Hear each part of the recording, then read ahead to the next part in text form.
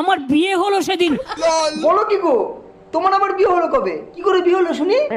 আমার বাবার টাকা ছিল না, আমার মা চিন্তা করছিল। হ্যাঁ ঠিকই আছে তো, বাপের টাকা না থাকলে মা তো চিন্তা করবেই, এটা তো স্বাভাবিক। তাহলে তোমার বিয়ের টাকাটা জোগাড় করলে কোথা থেকে? আমাকে 25,000 টাকা দিয়েছে। তোমার বিয়ের জন্য 25,000 টাকা দিল? কিন্তু টাকাটা কে দিল? বিজেপি সরকার? তৃণমূল সরকার। তাই আমি রূপশ্রী স্কিমে টাকা পেয়ে আমার বিয়ে হয়েছে। আরে সালা, তোমার বিয়ে হয়েছে কাউকে জানাওনি? এইবার তোমার বিরুদ্ধে আন্দোলন করব। আন্দোলন কাকে বলে এইবার তোমাকে শেখাবো। এই আন্দোলন আমাকে কেউ শেখাবে না। আন্দোলন তোমাকে শেখাবো না। তুমি কোন লগ্নে জন্মগ্রহণ করেছো?